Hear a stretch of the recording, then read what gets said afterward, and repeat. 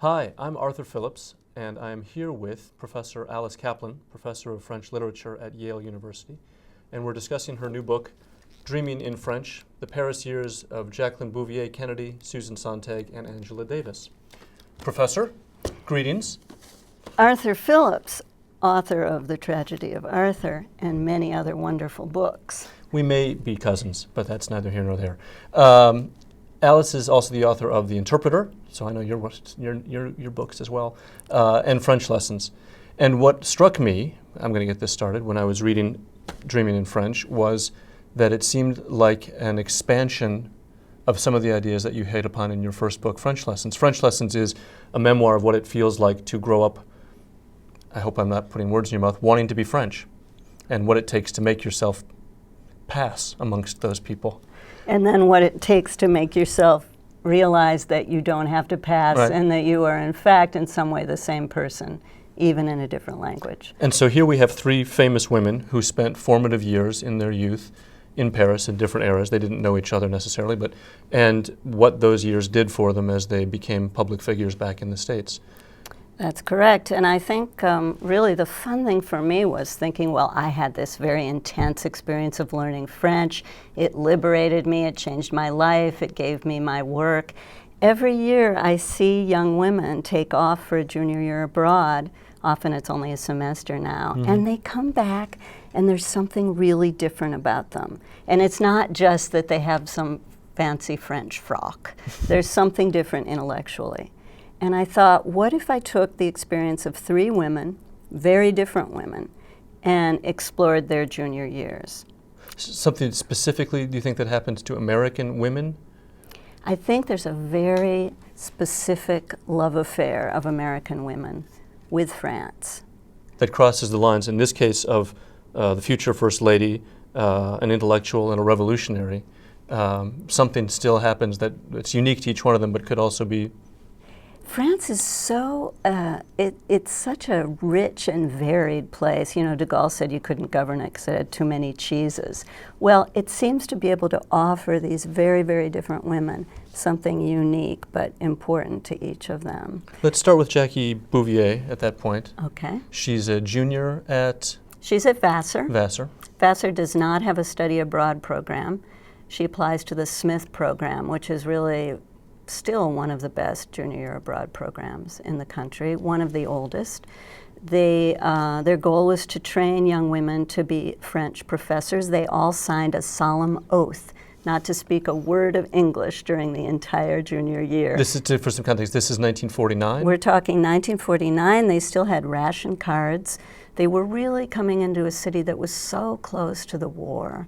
And you have to imagine Paris then, too. The Paris that you and I know is all shiny and all the buildings have been scraped clean, and that Paris was very dark. And the Paris we fantasize about, or at least I do, is 1920s Paris, which has its own kind of gleam.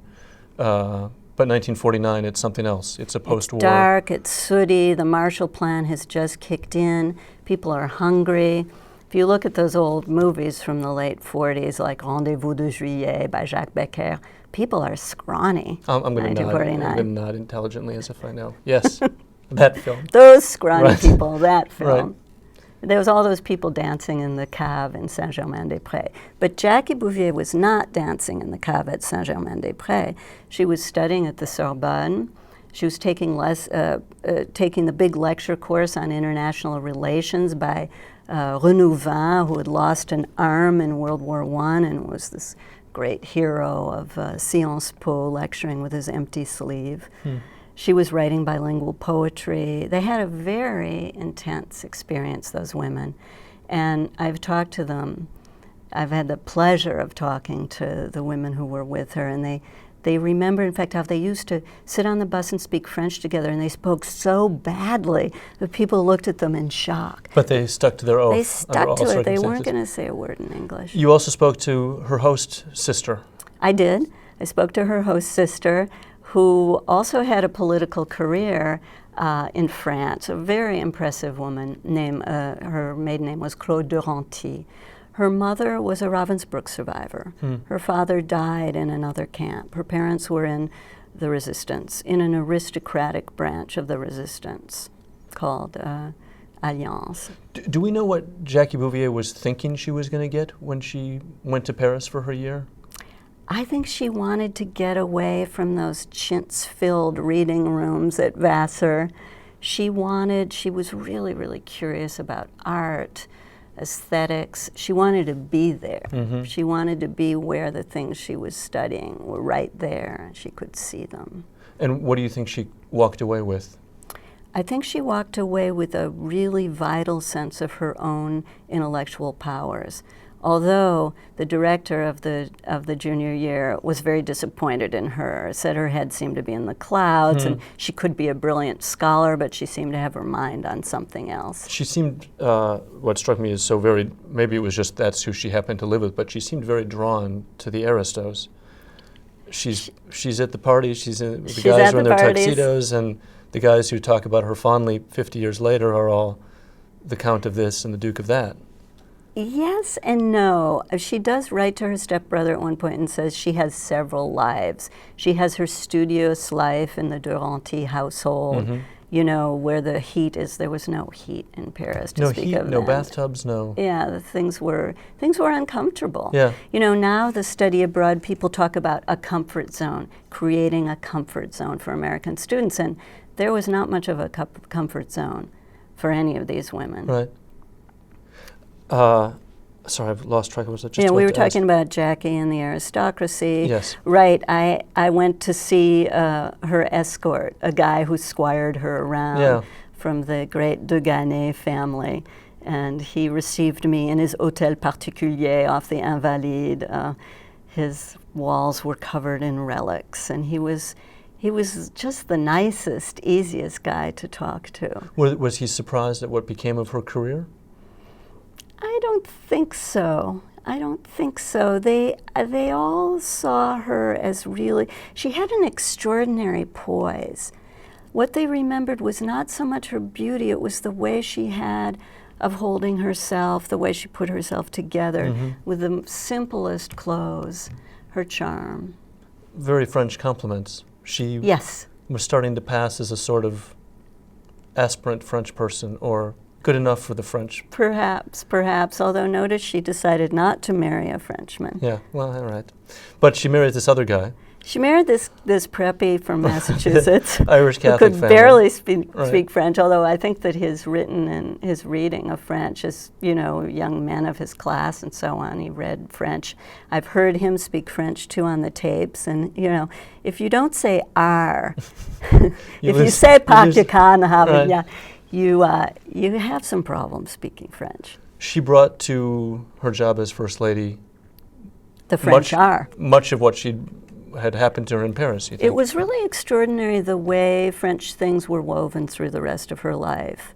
I think that, you know, my sense of it is she had that identity, that French identity, to ground her faced with that enormously powerful Kennedy clan.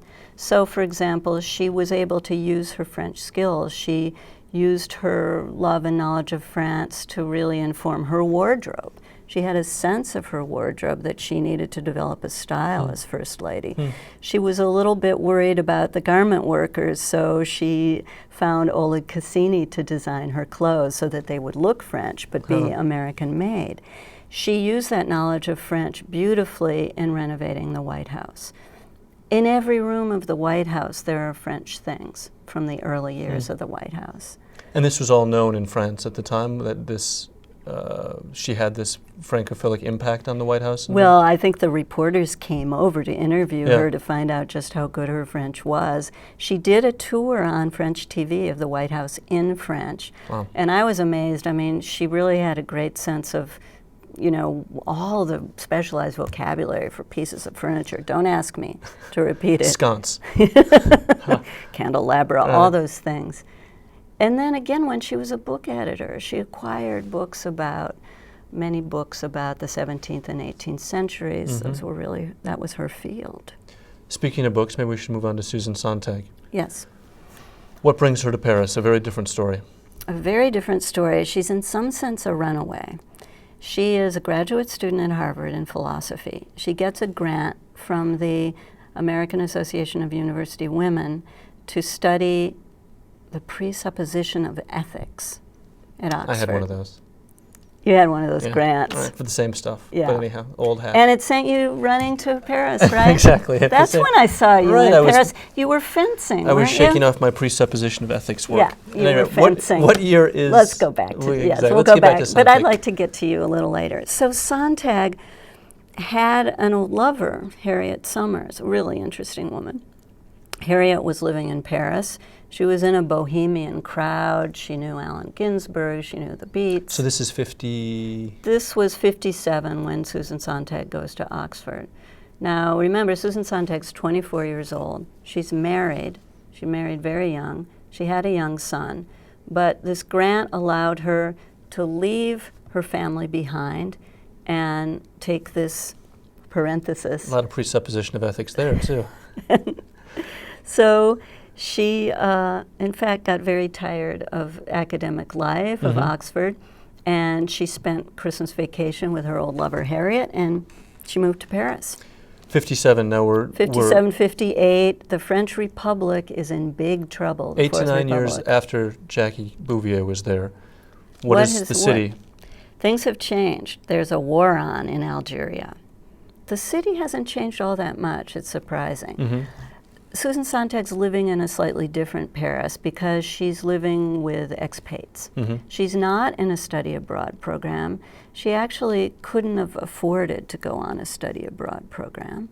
She's already graduated from the University of Chicago. She's living in those little maids' rooms that American students have lived in. There's a huge housing shortage in Paris from the post-war era all the way through the 60s. So students are in these little garrets where, I think she said on the radio once, it was terrible because if you ran out of cigarettes, you know, you had 6 flights to go to get a new So pack. she's living the classic literary expat existence. Exactly. And, In you its know, 10th everyone around her spoke 10th English. iteration or something like that. Right. Everyone around her spoke English. And what she did that I find so wonderful, she would sit in cafes by herself and she would listen. And she had notebooks. And those notebooks are now at UCLA. And I've had a chance to look through them. And she made lists and lists and lists of words by theme. She was listening to all the strangest slang from Paris of those years. So, you know, Susan Sontag was what the French call volontaire. She was a very willful person. And she really devised her own language learning method. I think anyone who sees that is going to fall in love with her. I was taken by her notebooks and her Yeah. notes to herself about what to remember. It was extraordinary. How did she, what were some of the topics that she was sorting through? She, remember how she wrote, read the Napoleonic Code? A good reminder to all of us. So I'm going to keep I talking. try I'm to going to see if read I can it, find you know, the... at least once a season, just to get my bureaucratic chops. And what was her French like at sharpened. the end? Here's what I remember. How to... aimer bien, to like, for persons. Je l'aime bien, I like him. Aimer bien, to like all right, of things. Je l'aime beaucoup, she explains to herself, is more than je l'aime bien, but less than je l'aime. I like that she's having to sort this She's out with really full got all sentences the to herself. nuances. And then As she's she- going to drill herself on it and memorize it and become what?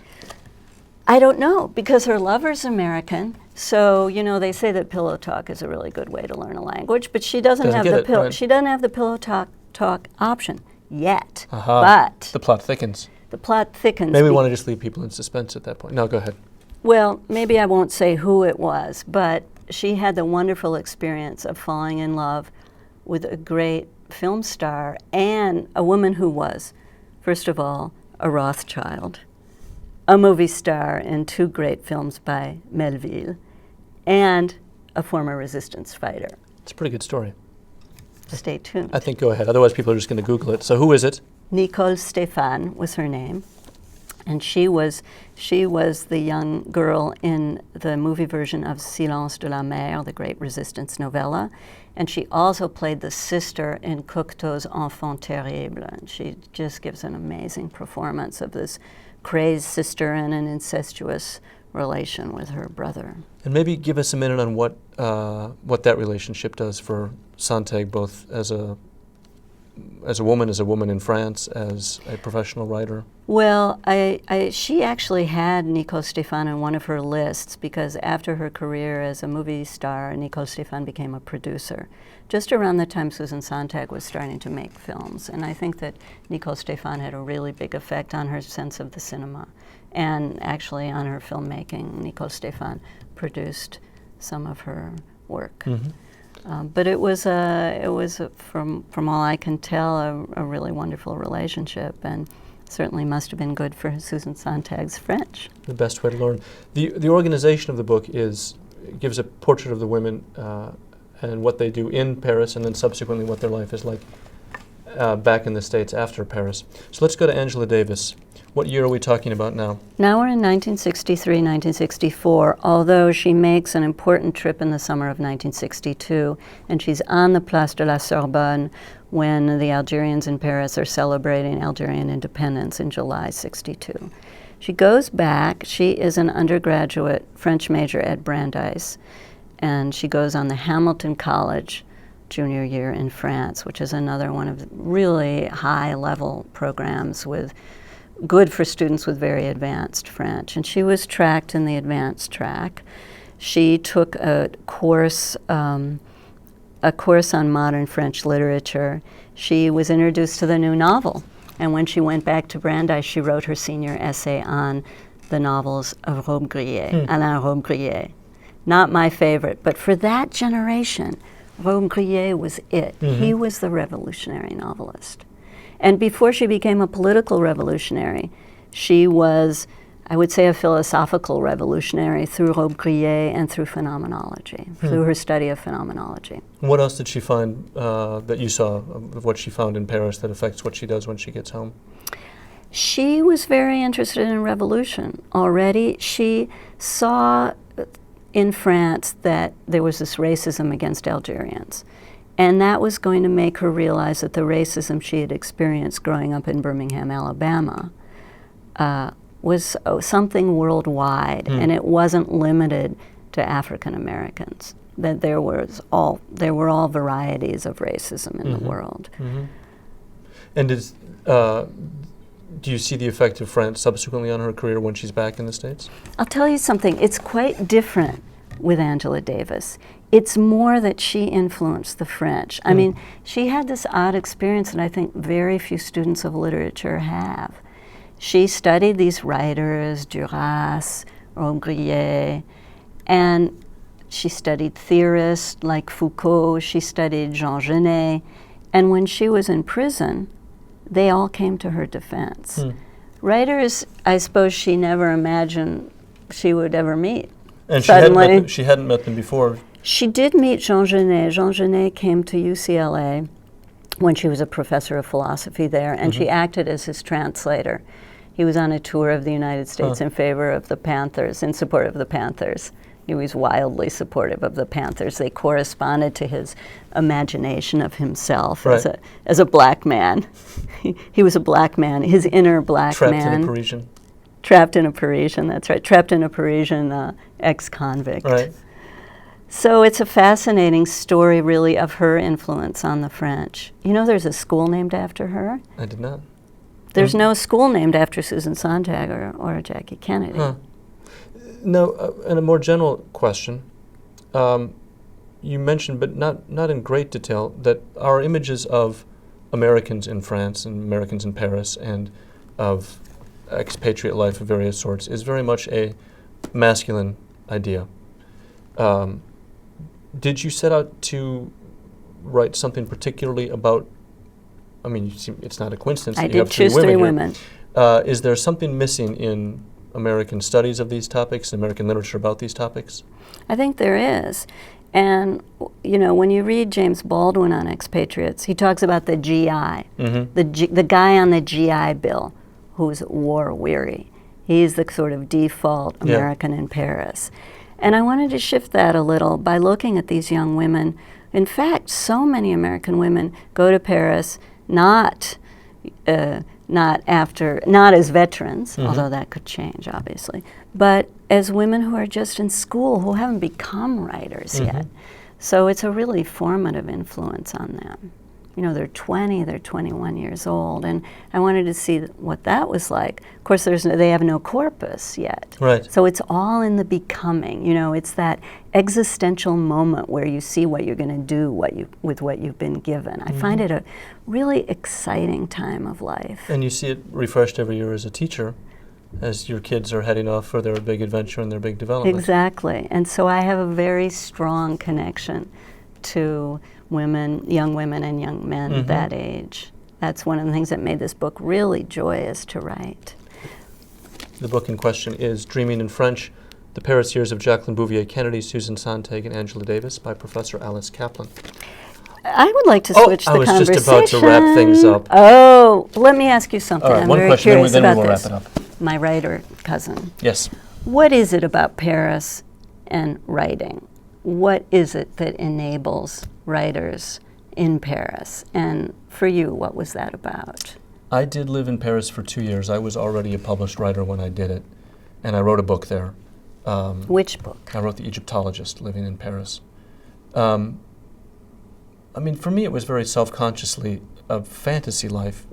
I was already published. I came with my family, and we lived in Paris, and I wrote a novel in Paris, in cafes and walking on the Seine, and all the things that I'd known since I was 10 years old, that's what American writers get to do that.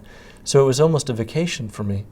You weren't on vacation. You were in that cafe over there. I was working very hard, but it was near the Ile de la Cité, right? There was a couple that I made my home, but it was fulfilling a pre-existing fantasy mold, and that even by the time Hemingway and Fitzgerald were doing it, it had been done. So why is it that it keeps working? You know, that 100 years later, there's still, and I'm sure you've got students and all those people went to Midnight in Paris. Yeah, why are and they they're so still wild fascinated about by it? And your students, I'm sure, there are still plenty of them who want to go to Paris and write. Cafes are more expensive? Part of it is practicality. They used to say, you know, you could park at whatever Café de Flore, and if you bought one coffee, you could stay all day, and so it was cheap. That's not true anymore. That one coffee is already too expensive as it is. But you can still sort of rent through that coffee. You can rent your seat. You still can, but you're not the only one doing it, and you know already, even the youngest kids have to know at least a little bit that there's a cliche involved. And yet still, you walk outside and it still looks like Paris. They can't help it, it's Paris. So you're living a postmodern experience of Paris, but have you taken that back to Brooklyn with you? Do you still write in cafes? I did before I went to Paris too, so I brought it to Paris, that cafe writing, and I still do that. Yeah, to me, the literary life means you get to go and sit in a cafe all day and have people bring you hot drinks. That's the payoff. Well, you got your start writing a book about Budapest called Prague. So I'm thinking maybe you could write a book about Paris Madrid, called yes. Brooklyn Exactly. or Brooklyn called Paris. Exactly. Stay tuned. Yeah, it was a wonderful time, and it continues to live up to that. The one thing I was thinking today as I thought about this talk was, I wonder if they have ever made a conscious choice to keep the city just still cheap enough for a bohemian life to take hold. There is still a bohemian life in Paris, but it's not where Hemingway's was. Totally different neighborhoods. Totally different neighborhoods, totally different landmarks, totally different feeling. But it's still simmering. There are still places where you will find squatters putting together a literary online journal, for example. And I don't think that is true in every city. And I think that there must be at some point somebody in Paris is making at least a grudging policy choice to let it simmer under there. That's an interesting piece of research. Well, you know, things are more controlled. The economy, the rents, the housing, the subventions of artists, much more controlled with the good and the bad. And as a result, one of the things that makes Paris still that place, besides the fact that it looks like what it looks like and feels like what it feels like, one of the things I think that makes Paris still make writers, grown-ups and children alike, want to go and do that is because writers have made Paris what it is. Our images of Paris are transmitted through, you know, people in my generation, my age, Hemingway and Fitzgerald. Later generations, it carries on, and it's Ginsberg and it's Sontag, and it carries on and it carries on.